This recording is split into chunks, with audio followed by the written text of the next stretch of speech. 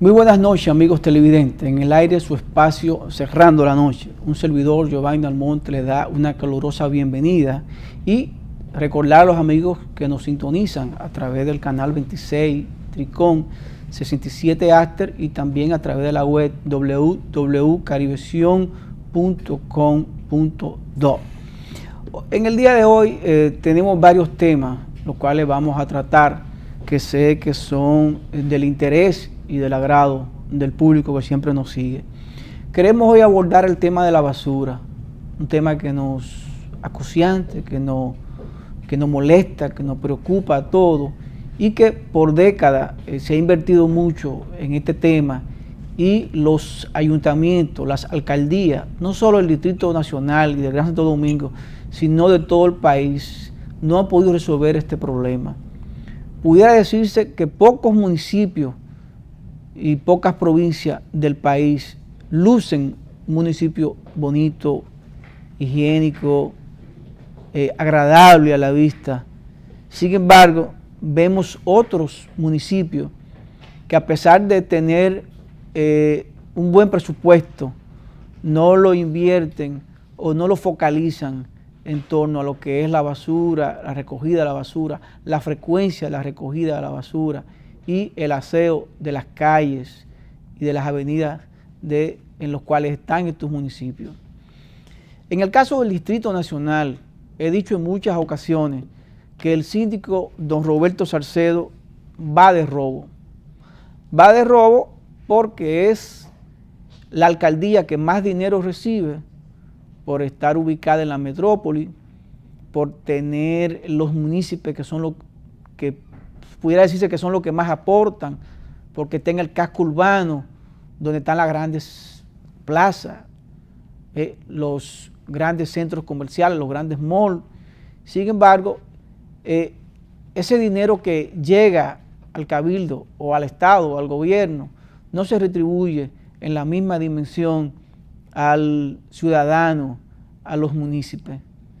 Vemos calles como la Lincoln, que lucen bien, la Winston Churchill, algunos tramos de la John F. Kennedy, algunos tramos del Malecón, Independencia. Sin embargo, vemos otros lugares ya cercanos a los barrios y vemos descuido en lo que es la limpieza y la recogida de la basura. Digo que el señor Roberto Salcedo va bien o va de robo porque en los últimos años los ministros de Obras Públicas han contribuido y han ayudado para que la gestión del alcalde del distrito luzca mejor y invierta menos en lo que es la limpieza de la ciudad. Desde que asumió el Ministerio de Obras Públicas, Gonzalo Castillo, le ha impregnado y ha ayudado enormemente a la alcaldía del distrito, en el bacheo de las calles, en el drenaje pluvial, incluso en la señalización de las avenidas, de las calles y en otras cosas. Pero hay una queja que tienen los municipios del Distrito Nacional y es el litoral sur, que tiene que ver con todo el malecón, desde el 12 hasta prácticamente el obelisco Hembra. Todo este litoral, lamentablemente, algunas veces luce descuidado, a pesar de que nuestro país es un receptor de inversionistas y es una nación que prácticamente la mayoría de los ingresos que recibe, los recibe a través del turismo que llega y que ve en el malecón un atractivo, una belleza natural. Sin embargo, hay un descuido. Vemos que en los puntos donde se han instalado los miradores, hay un descuido en la recogida de la basura. La parte que está un poquito más alejada, donde hay menos gente, donde va menos gente, que es la parte que va desde la Abraham Lincoln prácticamente hasta el 12, vemos que está mucho más descuidada que la parte que va de la Abraham Lincoln a donde está el obelisco, ya donde están ubicados todos los hoteles. Y qué lamentable que veamos el litoral tan sucio, tan descuidado, incluso vemos los arrecifes, la playa, y no vemos que a nadie le duela, ni le duele al ayuntamiento del distrito, ni le duele al Ministerio de Medio Ambiente. Recientemente un periódico de circulación nacional pues publicó un reportaje de lo descuidada y lo sucia que está la playa que está al lado de la estatua de Montesinos, frente prácticamente al obelisco Hembra, y qué lamentable y qué bochornoso tiene que ser para nosotros los dominicanos cuando un turista se asoma, se acerca a la vista y ve esa playa sucia, los arrecifes sucios. Y entonces, desde hace 2 años, 3 años, se ha instituido el Día de la Limpieza de Costas. Entonces, ¿tendremos que esperar a que venga el Día de la Limpieza de Costas para limpiar las costas? Yo creo que no.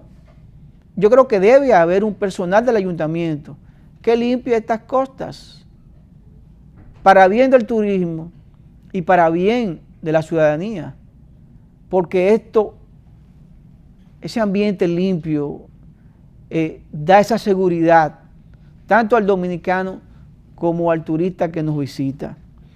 Y hay una frase que se ha acuñado y se dice mucho, que la ciudad más limpia no es la que más se limpia, sino la que menos se ensucia. Y entonces ahí viene también la responsabilidad del dominicano, la responsabilidad del municipio, de cuidar su municipio, porque independientemente del dinero que se invierta para la recogida de la basura y el ornato y la limpieza, tenemos que poner de otra parte para lograr que esto se cumpla. Pero sin embargo, adolecemos de un problema que se llama educación ciudadana. Y es lamentable que veamos vehículos, personas aparentemente bien educadas, bien formadas, con un nivel educativo y académico que uno diría, es imposible que baje el cristal y que tire una botella a la calle. Pero sin embargo esto sucede. En otros países esto es penalizado. En otros países nadie se atreve a hacerlo. Pero aquí estamos en República Dominicana, donde todo se permite y todo se puede. Pero si no nos autoanalizamos y evaluamos, nunca vamos a salir del atraso en el cual nos encontramos. Si no decidimos nosotros, por mutuo propio, decir, quiero cambiar, y mi cambio va a ayudar a que el país cambie, y yo con mi cambio voy a contribuir a que todos cambiemos. Yo creo que esa debe ser la mentalidad de muchos de nosotros, y no seguir y diciendo, no, este país no va a cambiar, entonces nos vamos a ir todos al país. Si nos vamos todos, pues entonces nos fuñimos. Entonces vamos a apostar a que nos va a ir bien y vamos a apostar a que podemos cambiar. Entonces, si hacemos el intento de no tirar nada a la calle, de sacar la basura a la hora que pase el camión, de depositar la basura donde tenemos que depositarla, no en cualquier lugar, y que los ayuntamientos se comprometan a tener una hora, un día, que haya frecuencia en la recogida de la basura. Si es lunes, miércoles y viernes, que se haga lunes, miércoles y viernes, a las 8 de la mañana, a las 9 de la mañana, a las 10 de la noche, a la hora que decidan, pero tiene que haber una ruta y una frecuencia para que no se vea tan sucia la ciudad. Yo sé que el síndico del distrito ha hecho mucho esfuerzo, pero debería hacer un poquito más, porque si nos ponemos a sumar, don Roberto Salcedo tiene ya 8 años al frente de la sindicatura. 8 más 4 son 12. Son 12 años. Más 2 que le faltan, prácticamente llegaría a 14 años al frente de una institución que por menos que tú hagas, tiene que dejar huella. Y yo creo que las huellas que tiene que dejar el síndico de la capital es una estructura a lo interno del ayuntamiento que funcione sola, que no sea simplemente hacer Parque La Canquiña, que no sea simplemente inaugurar el Parque de Guivia o inaugurar el Parque Eugenio María de Hostos, que a la sazón están muy bien, pero falta darle continuidad a estos parques, falta darle seguimiento, que haya seguridad, que haya un personal que los limpie, porque si no, no estamos en nada. Vamos a invertir, en el primero se invirtió 60 millones en el de Guivia, y en el parque Eugenio Mareoto se invirtieron 90 millones. Entonces vamos a seguir invirtiendo sumas millonarias para dejarla como elefantes blancos, que se deterioren, que se pierdan y que luego se dejen en el abandono. Yo creo que lo que se hace, hay que darle seguimiento. Y por último, quiero referirme al caso del drenaje pluvial. Don Roberto Salcedo dijo en estos días que la alcaldía del distrito no tiene suficiente dinero o no tiene los recursos para resolver el problema del drenaje pluvial en el Distrito Nacional. Yo estoy de acuerdo con don Roberto, es cierto. No hay 3.000 millones de pesos para resolver el problema del drenaje pluvial. Pero yo creo que en el tiempo que tiene don Roberto Salcedo, o con el tiempo que va a cumplir en el 2016, que son 14 años son suficientes para crear una estructura. 14 años son suficientes para resolver un problema como el drenaje pluvial. Debió pensarlo desde un principio, desde que se repostuló la primera vez, y decir, tengo como meta dejar resuelto el problema del drenaje pluvial en el Gran Santo Domingo o en el Distrito Nacional. Es un asunto de planificación, es un asunto de gerencia, y no buscar excusas para decir que no se pueden hacer las cosas. Siempre habrá problemas económicos. En todas partes del mundo hay problemas económicos. Pero si nos planificamos y si pensamos en grande, lo podemos resolver. Vamos a hablar de otro tema que tiene que ver, va ligado con el problema de la basura, drenaje pluvial, y el tema que voy a tratar es el problema del tránsito, el caos en el transporte.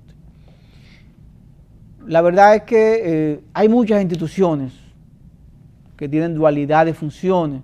Sin embargo, escuché que en estos días el gobierno central va a asumir, como lo hizo con el 911, va a asumir y está haciendo una propuesta para mejorar el problema del tránsito y el transporte en el Gran Santo Domingo, en el Distrito Nacional.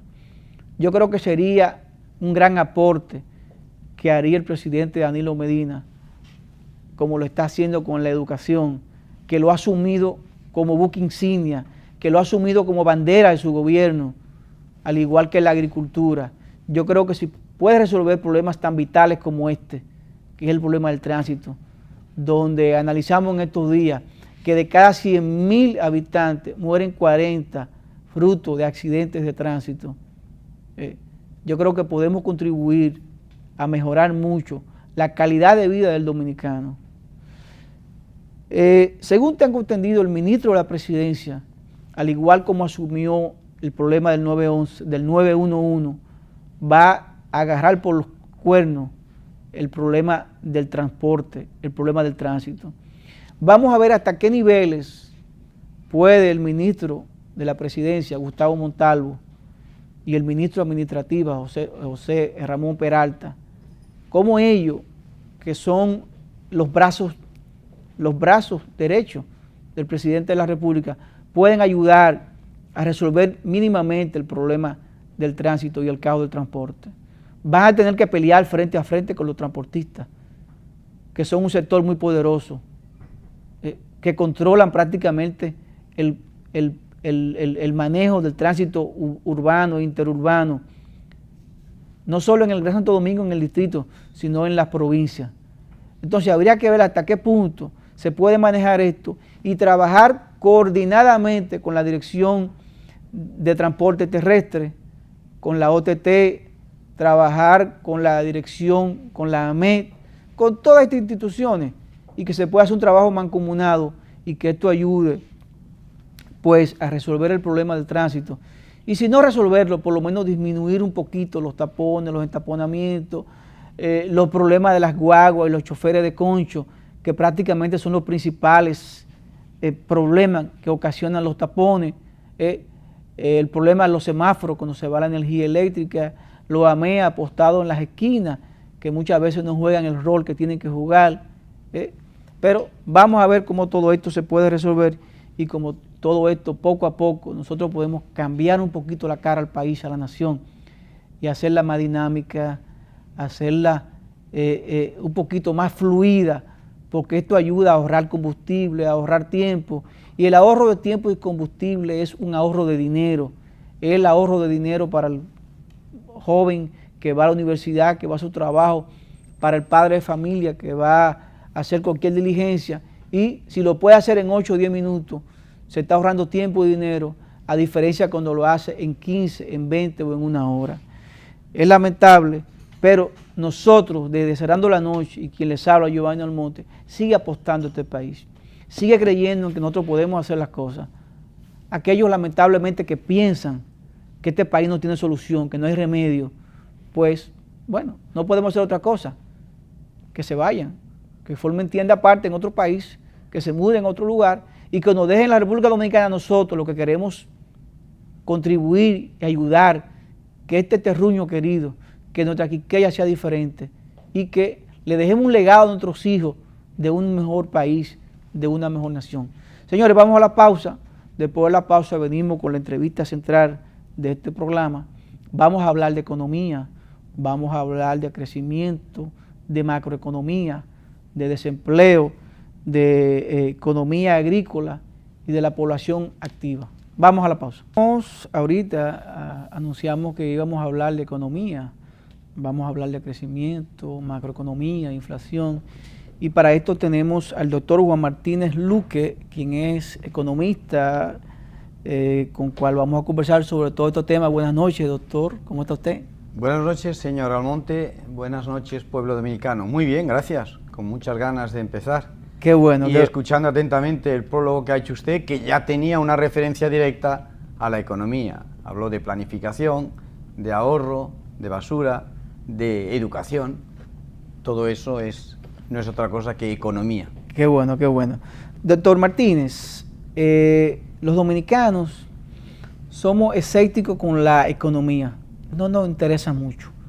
No tenemos esa cultura de interesarnos mucho por la parte económica. Se lo dejamos a los especialistas, se lo dejamos a los expertos. Sin embargo, en los últimos años hemos sentido como que nos engañan las personas que manejan la economía, como que la maquillan, que la adecúan a su antojo, y hemos visto que los sectores que tienen que ver con la economía del Estado, del gobierno, hacen estadísticas, hacen boletines, y muchas veces también los sectores internacionales como el Banco Mundial y organismos internacionales, pues también maquillan muchas veces todos estos datos. A juicio de usted, como un economista independiente, ¿cómo va la economía dominicana? Bueno, vamos a ver. Si hablamos de la economía dominicana, el primer síntoma en el cual tenemos que pensar rápidamente es el crecimiento. Tenga en cuenta que en este país el crecimiento está aproximadamente entre 3 y 5% desde hace ya muchos años. Eso sería evidentemente la envidia de muchísimos países. Tenemos un crecimiento permanente, fluido, interesante, pero ¿qué sucede?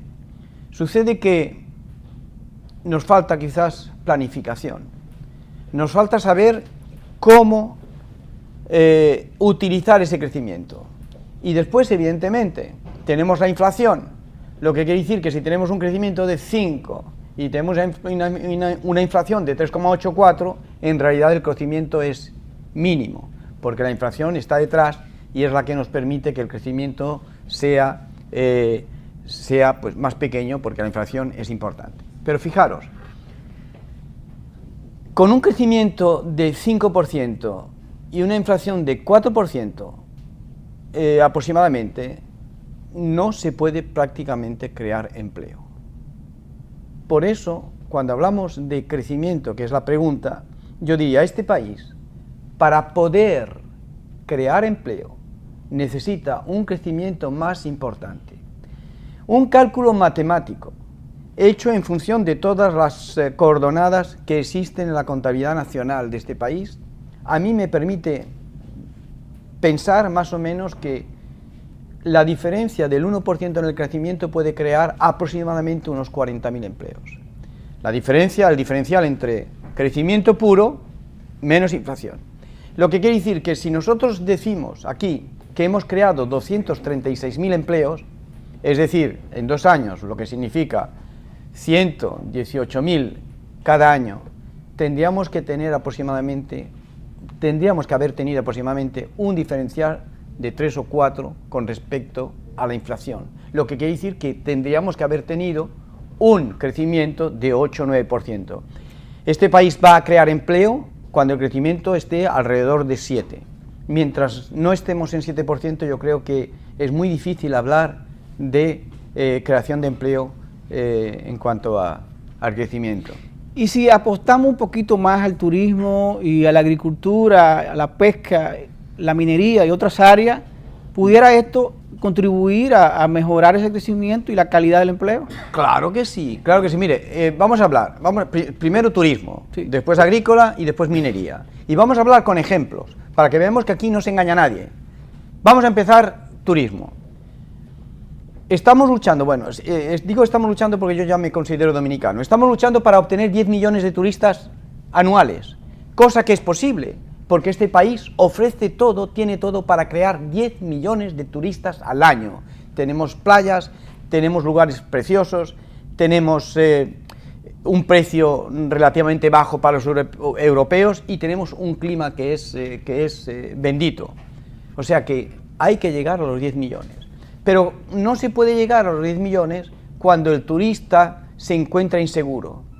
¿Y qué es lo que frena ese desarrollo turístico en este país? La inseguridad.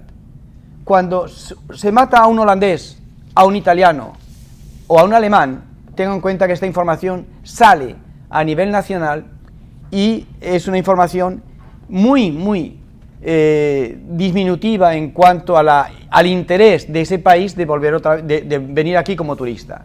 Lo que quiere decir que esos 10 millones de turistas que el gobierno del presidente Danilo Medina quiere poner en una aplicación, se puede poner, pero hay que tener mucho cuidado, hay que trabajar mucho la seguridad. El turista debe poder pasearse tremendamente feliz por la calle Conde, por la parte antigua, pero con una seguridad total, sin miedo, sin tener que coger y estar observando lo que suceda a la derecha y a la izquierda porque le van a robar o porque le pueden incluso matar.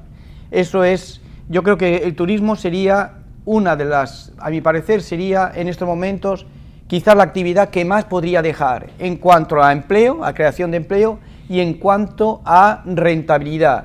Tengan en cuenta que las grandes inversiones turísticas que se han hecho aquí, hablando de Punta Cana, Mar de la Plata, etcétera, la mayoría son inversiones extranjeras.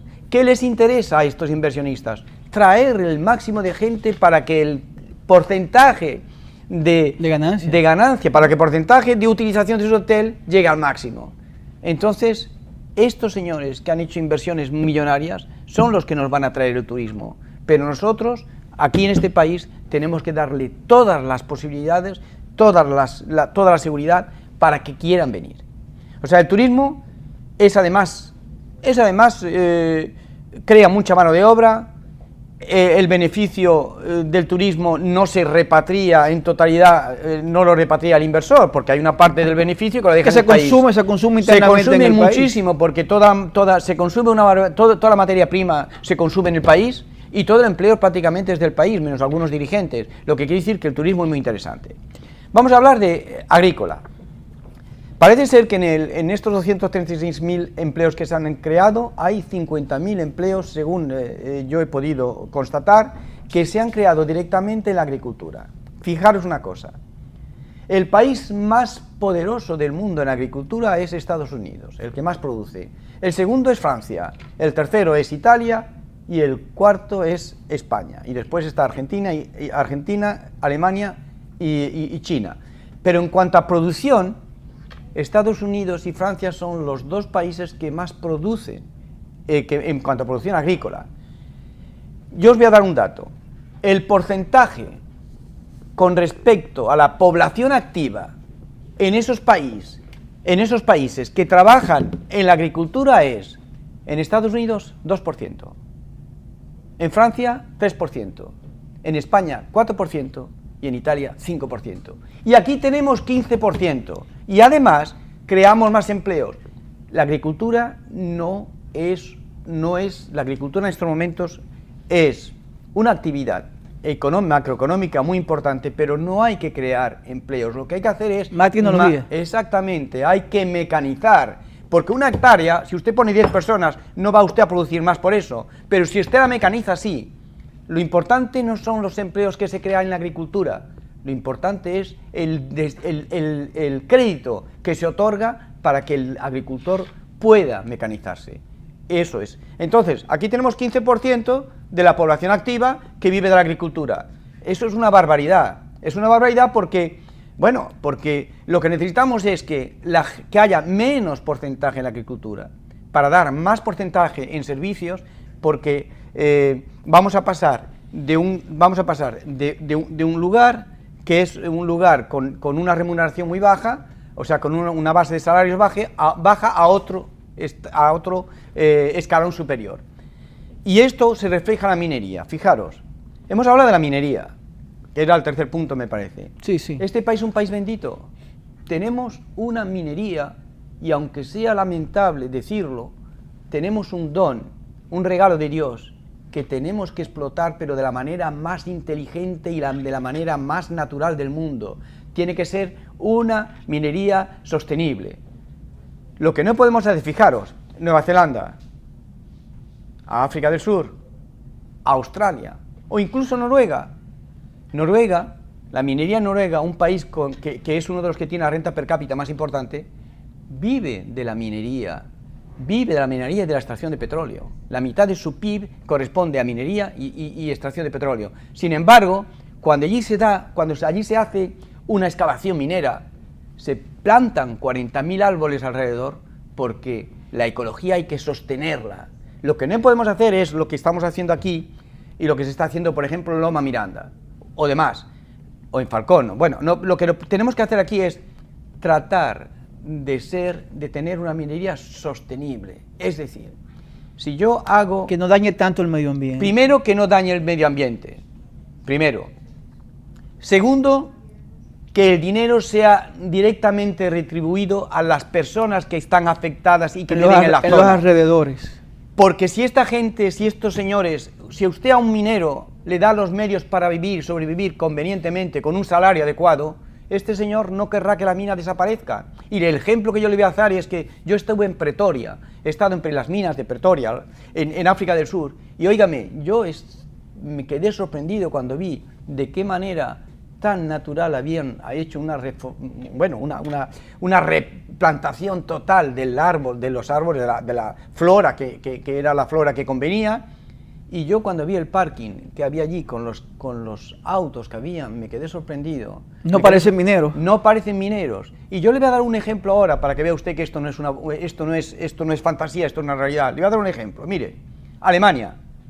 En Alemania hubieron minas, en el Ruhr y en Renalia. Hubieron minas de carbón. Toda esa zona era una zona carbonífera extraordinaria. Hoy no hay mina, ¿verdad?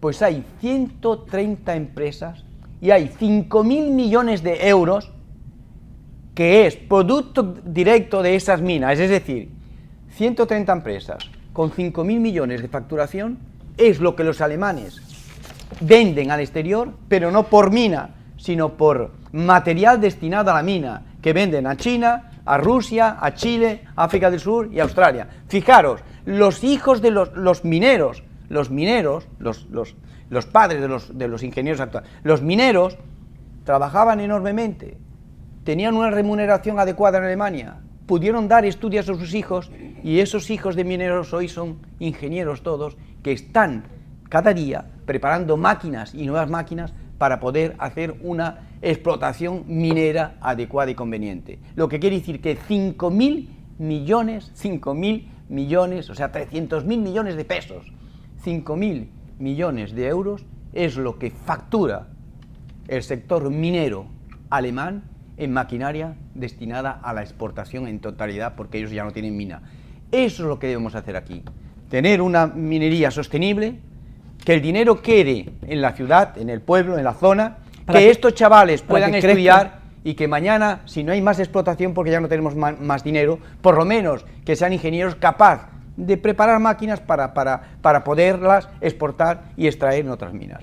Esos tres ejemplos son los que... Según su visión y su estadía aquí en la República Dominicana, y tenemos una población de alrededor de 10 millones de habitantes. De esta población de 10 millones de habitantes, ¿cuál es la población activa que trabaja, que produce, que estudia, que crea riqueza? Bueno, las estadísticas oficiales dicen que tenemos 15,5% de desempleo. 15,5% de desempleo. Aunque yo creo que este cálculo es corto, tenemos más desempleo que el 15,5%, porque yo no sé cómo funciona. Mire, el desempleo en cualquier país organizado es real. Es decir, cuando una persona se queda sin trabajo, ya no cotiza a la Seguridad Social, va a inscribirse a la Agencia Nacional por el Empleo y entonces hay dos maneras de calcular el desempleo. Primero, va a buscar que le paguen su seguro correspondiente al desempleo porque cotizó durante X tiempo, y después sale directamente de las estadísticas porque ya no está empleado. Lo que quiere decir que cuando se hacen estadísticas en cualquier lugar con orden, en cualquier lugar ordenado y con un sistema eficaz, saben exactamente el número de desempleados que hay. Aquí, ¿cómo lo sabemos? ¿Hay Agencia Nacional por el Desempleo? ¿Se paga una cotización a aquel que pierde el empleo? Estos que tienen trabajos precarios, ¿cómo sabemos? ¿Cómo sabemos si están trabajando, si no están trabajando? Y además, fijaros, algo muy interesante, el 47% de la población, de las familias, el 47% de las familias dominicanas son monoparentales y el 47% son familias donde la madre se ocupa de la educación, del sustento, del sustento del hogar. Pero fijaros, yo no sé, 47%, y ese 47% está dentro de la pobreza del país. Lo que quiere decir que cuando una madre de ese 47%, bendita mujer queda dominicana, sola, porque es verdaderamente, esta economía es una economía maternal, como yo diría. O sea, esta economía es una economía sostenida por la mujer.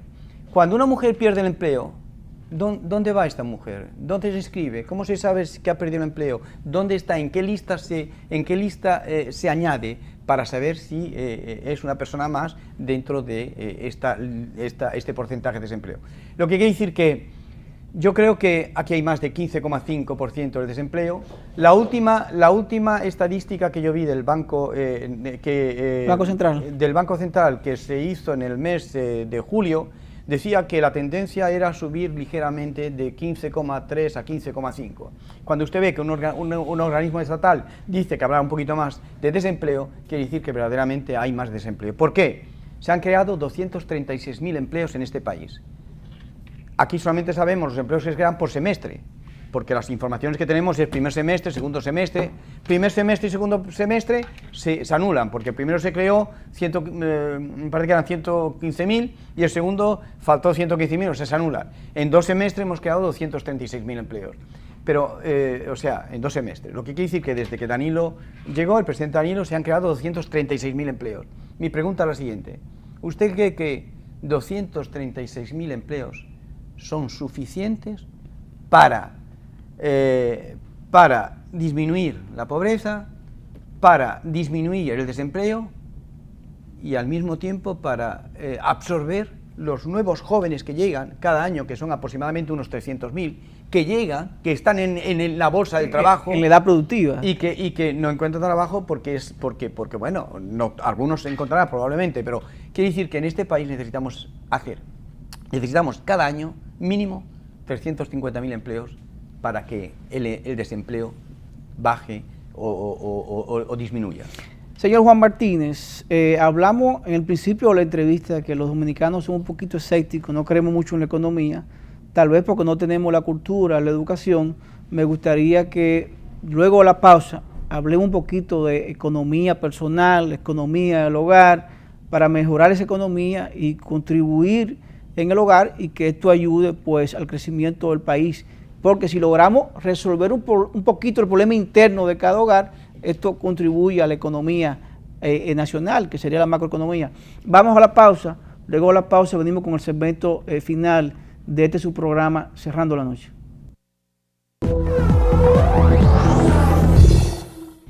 Continuamos con esta interesante entrevista con el doctor Juan Martínez Luque, economista de origen español, pero que ya está aplatanado en la República Dominicana.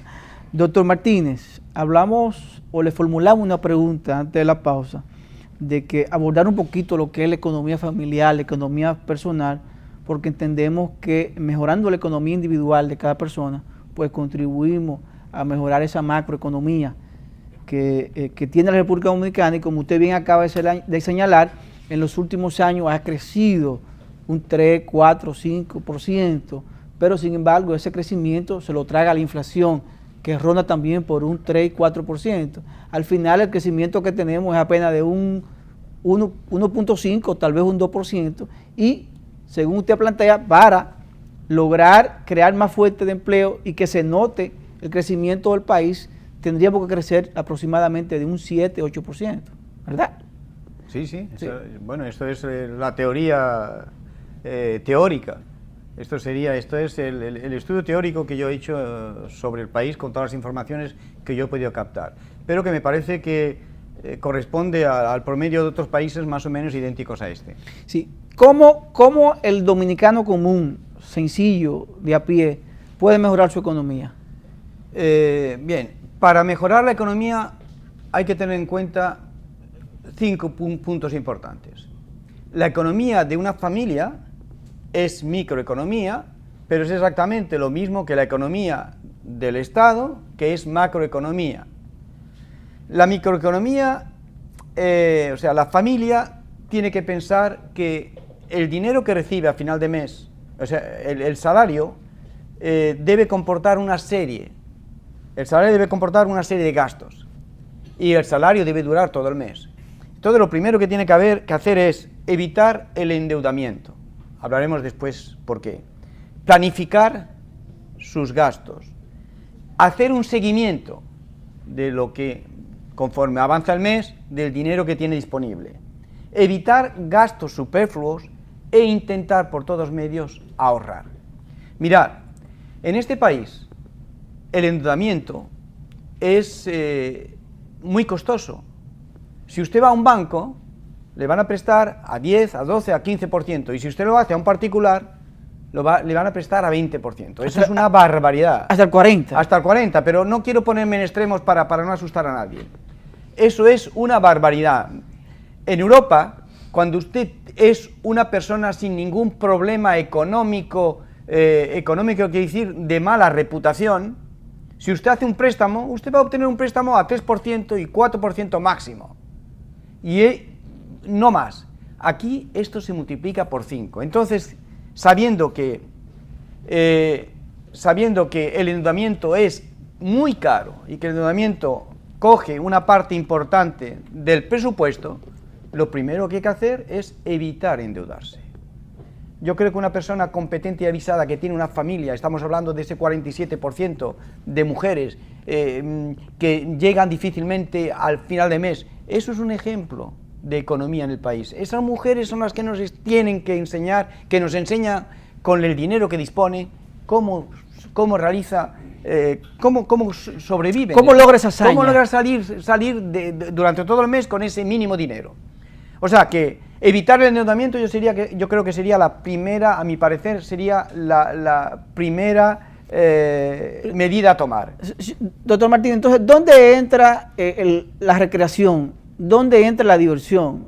Vamos a ver. Si usted no tiene los ingresos suficientes, sí, y tiene que ahorrar y tiene que dejar dinero para que le dure para el resto del mes. Vamos a ver, es que si usted se endeuda para divertirse, la situación es complicada. Si usted se endeuda para comprar un coche, si usted se endeuda para comprar una casa, tiene que estar seguro que usted va a tener un trabajo fijo, que va a poder usted hacer, que va usted a poder pagar honrar esos compromisos mensuales, vencimiento más los intereses, y que va usted a vivir holgadamente bien. Mirar, en Europa y en Estados Unidos hay una práctica que es la práctica del buen fundamento del préstamo. no se presta a nadie si no se presta a nadie más del 30%, es decir, más de un tercio de su salario, porque se considera después que hay dificultades para poder pagar los intereses más el vencimiento del capital. Sin embargo, aquí te prestan para luego quitarte el vehículo o Pero quitarte, es que quitarte el inmueble. Eso ya está hecho intencionadamente, digo yo, porque lo que no se puede hacer es una persona que tiene 10.000 pesos al mes o 20.000 pesos al mes, hacerle un préstamo de 1 millón de pesos. Ah, claro, es que esto no es lógico. Le diré una cosa, los bancos en este país, los bancos son los que más, directamente, intervienen en cuanto a crecimiento. El 18% de la totalidad del crecimiento es un crecimiento bancario. Quiere decir que los bancos aquí ganan tanto dinero, son bancos, además, que están muy bien cotizados por las diferentes diferentes referencias de ranking bancario. Firmas internacionales. Sí, por ejemplo, aquí hay 3 bancos que están en AA+, o AA-, es decir, que están prácticamente en lo más alto. Pero claro, esta referencia es una referencia que está dado por organismos internos, por organismos locales. Lo que quiere decir que cuando se compara internacionalmente no es así. Pero bueno, el banco aquí es yo creo que la mejor fuente de ingresos. El banco aquí es algo privilegiado. ¿Por qué? Porque no hay oposición, porque lo que no es normal es que el banco, vamos a ver, lo que no es lógico es que el banco haga su manera, reciba tanto beneficio por el dinero que presta. No solamente ¿Eso quiere decir? No solamente eso, es que cuando usted lee un contrato bancario aquí, en realidad el contrato bancario es un contrato unilateral, es decir, todos... No, son acertijos. El contrato es un acertijo. Sí, el contrato, cuando usted hace un contrato de préstamo... Usted simplemente firma, pero usted no sabe lo que firma. Y además, es que usted está firmando algo y resulta que todas las cláusulas van en favor del banco. ¿Qué sucede? Que cuando tiene usted un problema, yo no sé quién le va a resolver el problema, porque me parece que el banco tiene tanto poder que prácticamente usted no va a poder hacer nada. Pero bueno, importantísimo, tener mucho cuidado con el endeudamiento porque aquí es muy, muy, muy caro. Segundo, planificarlo convenientemente. Y yo diría a las familias que lo más importante también es intentar ahorrar dentro de lo que puedan, intentar ahorrar porque gracias a ese ahorro podrán después endeudarse, pero a un nivel inferior. Ahorrar es algo muy interesante, pero para eso se necesita planificación. Usted ha hablado antes de la basura y demás. Si no hay planificación, ¿cómo vamos a tener un sistema de alcantarillado perfecto si resulta que no hemos planificado de qué manera lo vamos a hacer? O sea, la familia debe saber, tiene que planificarse de la manera más justa posible, tiene que tener miedo cuando se endeuda y sobre todo la familia tiene que saber que tiene que intentar por todos los medios ahorro. Tener en cuenta una cosa, yo voy a poner simplemente un ejemplo. El porcentaje destinado al transporte en cualquier país europeo es 3-4% del salario. ¿Usted sabe cuánto es aquí? Si cogemos la base del salario mínimo de las dos posiciones, mínimo y máximo. El mínimo está a 6.400 pesos y el máximo a 11.000. Vamos a poner 8.000. Imagínese usted, 8.000. Una persona que tenga que coger 2 guaguas para ir cada día al trabajo, ida y vuelta, está gastando 2.500 pesos al mes, lo que quiere decir que es más del 30% de su recurso destinado al transporte. Eso es una barbaridad, porque ese 33% es lo que en Europa se tiene para el alquiler. En Europa hay 1/3 para el alquiler, 1/3 para la vida normal corriente, para la utilización corriente y 1/3 para el ocio aproximadamente, sabiendo que en el ocio entra el cálculo del automóvil. Entonces, aquí las proporciones son idénticas, por tanto hay que tener mucho cuidado, hay que planificarse bien y hay que pensarlo antes de hacer un préstamo a largo plazo con una tasa de interés muy alta, hay que pensarlo bien porque la persona puede perder todo. Qué bueno, de verdad que esta conversación ha sido muy interesante con el doctor Juan Martínez Luque, economista, que nos ha dado pues señales de cómo mejorar nuestra economía y que nos ha dicho cómo funciona la economía dominicana sin parcializarse, sin estar a favor o en contra, simplemente haciendo comparaciones con otras naciones a los cuales le ha ido bien y ha tenido un crecimiento y esto ha ayudado a mejorar la economía de sus ciudadanos. Doctor, gracias de verdad por participar, gracias por venir. Gracias a usted, señor Almonte. A este espacio. Luego lo invitaremos para seguir hablando un poquito más de economía. Sin ningún problema. Y tocar otros tópicos que no pudimos tocar hoy. A los amigos televidentes, gracias por la sintonía. Esperamos que haber llenado las expectativas y que los conocimientos económicos del profesor Martínez Luquet pues hayan servido de base para usted cambiar un poquito la forma de su economía o la forma de pensar de la economía. Nada, gracias, nos volveremos a ver en otra entrega más de Cerrando la Noche.